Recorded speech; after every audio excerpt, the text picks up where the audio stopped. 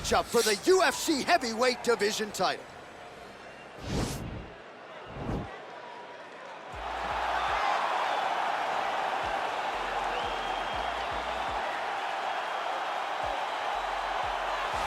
All right, so here he is with much fanfare. Anthony Joshua has arrived at the UFC doorstep. This man has sold out arenas across Europe in front of 90,000 plus. You don't expect the magnitude of the moment to be too much for him, but will the mixed martial artist that he shares the octagon have too many skills? We'll find out here in a moment. Should be exciting.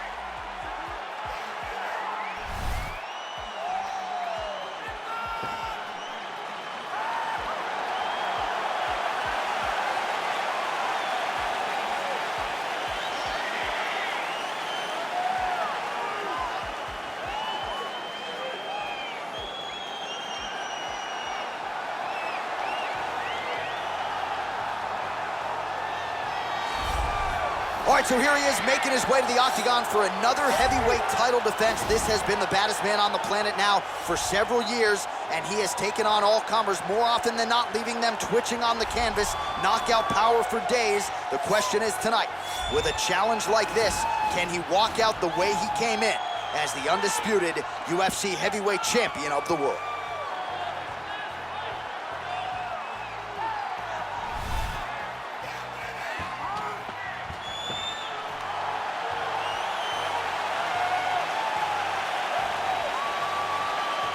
Our tail of the tape for this, our main event of the evening. So a more than 5-year gap between these two fighters when it comes to the age, with some differences in height and a similar reach. Now to get us started, the veteran voice of the octagon, Bruce Buffer. Ladies and gentlemen, this is the main event of the evening. And when the action begins, a referee in charge of the octagon, Yves Lavigne. This is the moment UFC fans around the world have been waiting for. Live from the Honda Center in Anaheim, California. It's time! 5 rounds for the undisputed UFC Heavyweight Championship of the world. Introducing first, fighting out of the blue corner. This man is a boxer, making his professional debut here tonight. He stands 6 feet 7 inches tall, weighing in at 237 pounds. Fighting out of London, England, presenting the challenger, Anthony Joshua. And now, introducing the champion, fighting out of the red corner. This man is a wrestler, holding a professional record of 5 wins, 3 losses. He stands 6 feet 3 inches tall, weighing in at 265 pounds. Fighting out of Regina, Saskatchewan, Canada. Ladies and gentlemen, presenting the reigning, defending UFC heavyweight champion of the world, Lesnar!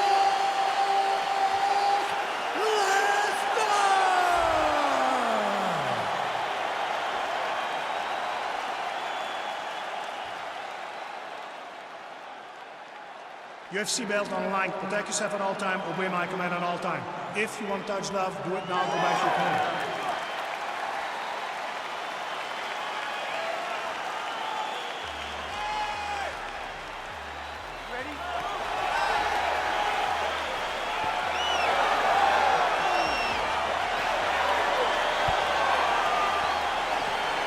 All right, so here we go with round 1, and when you have what looks like a classic matchup of striker versus grappler, it doesn't always play out that way, but given what these fighters said to us on Thursday, the game plan seemed pretty clear. They're very clear game plans, but which one of them is able to implement the game plan most effectively?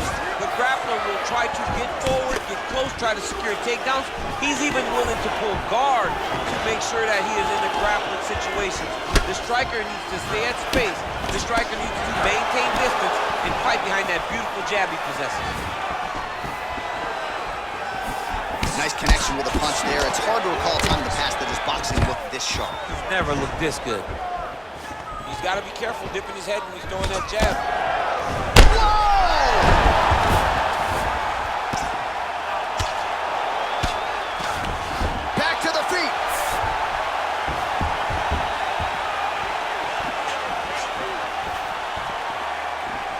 And he landed the right hand there. Oh, big left hook there. Oh, and there's the double hook. All right, so the commitment to the takedown pays off. After several failed attempts, he finally gets his first takedown. Now let's see what he can do with it. Let's go. We got a scramble here.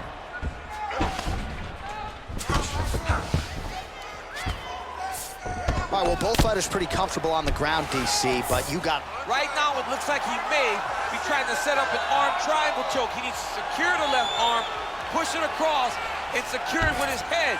Watch triangle, watch triangle. There he is, he's moving to the finishing position.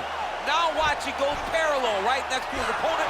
When it's time to finish, he has to go flat. Oh, he might have got him with the choke.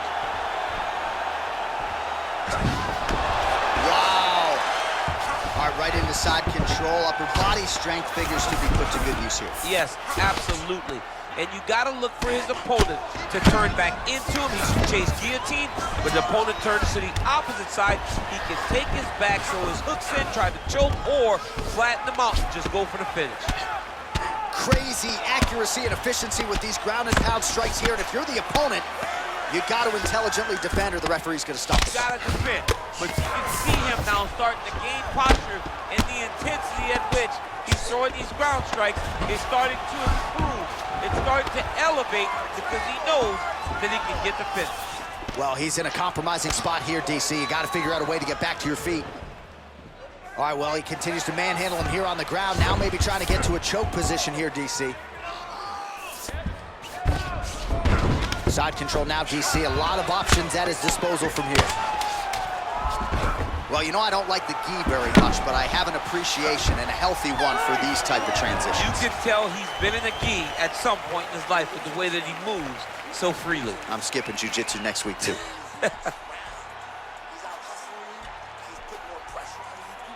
All right, so there's the Horn. He got knocked down by a punch in that round, but he is able to survive. We'll see if they can make some adjustments. He's as tough as they come. He took that shot and he kept plodding forward. He got off of his butt. He got himself off of the canvas and tried to get right back to work. But he cannot take many more of these. You don't want to be the guy that's testing how tough that your chin is. You ready? You ready? Round two here. Way to hide that leg kick. Just misses with a left hook there. Big. Oh, he's hurt bad. He's hurt bad now. He's got to press it. He's got to go chase that finish down now. Big knee to the body. Now a knee. Oh, and there's a takedown attempt, DC. Not a great one. Might as well tell your opponent you're shooting, huh? Yeah, he's your best friend. Tell him that you want to take him to his back and watch him defend and then beat you up with the fight stand. Well, he has landed some good shots, DC, but really unable to string anything together in terms of solid combinations. It's because he's not committing to it fully. He throws his jab. He may float a right hand out there, but he's not really sitting down on the right hand. He really doesn't seem to have the intent on landing it. He's got to be confident that it's going to land, and he's got to really throw his whole entire body into those strikes. Nice. Just a slip there. Oh, nice counter jab there. Nice takedown land. Under 3 minutes now to go in the round.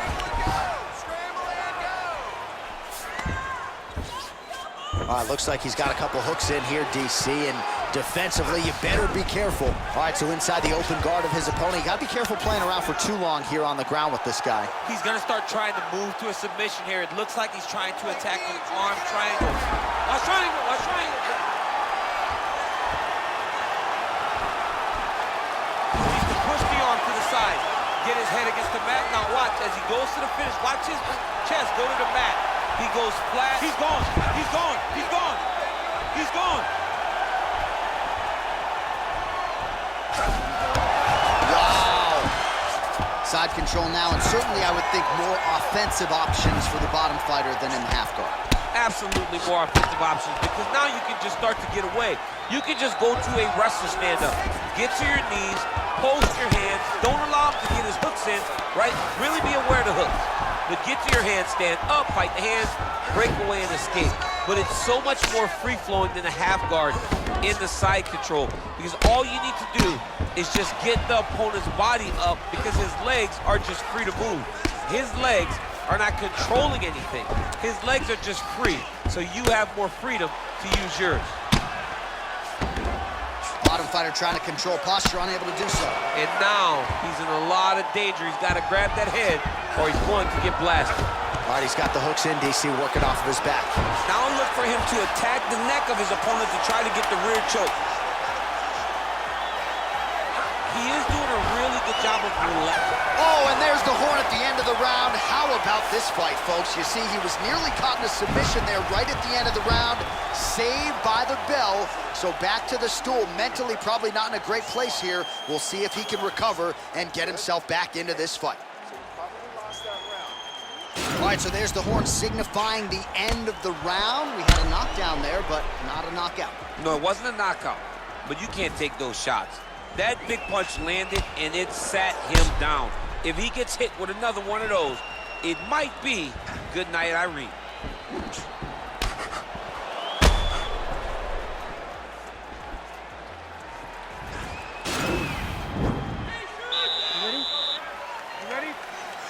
Here we go, third round of this championship fight. Just out of range with that right hand. Well, we wondered earlier why there weren't as many body strikes. He's making up for lost time here. Shot to the body connects. Double leg here, and he gets it.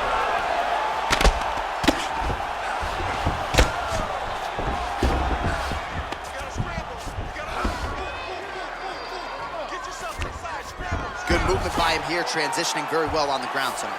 Step for step, he's staying with his opponent. Now the guy's got in every armbar. He's transition. attacking it on him.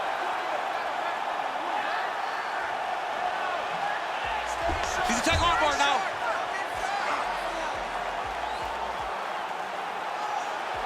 You got to recognize that when a guy starts to put his feet on your hips, you got to move him off, and you got to cover. You can't be off to an angle. Now he falls back into the finishing position.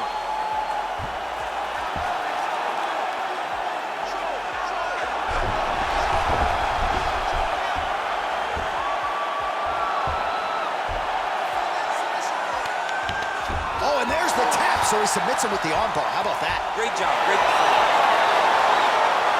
He's done. He's done. What a performance. Yeah, really impressive work out of him here tonight. He had to work for it, no doubt about it, but a nice job to isolate and ultimately secure the arm and then get the tap from the armbar. So a pretty submission finish turned in by that fighter here tonight. All right, so a wild round and a wild sequence there on the ground. DC, talk us through the highlight. He's such a phenomenal grappler. I don't understand how people don't know that this guy wants to submit you. He is the best grappler, best submission specialist we've seen in a long time.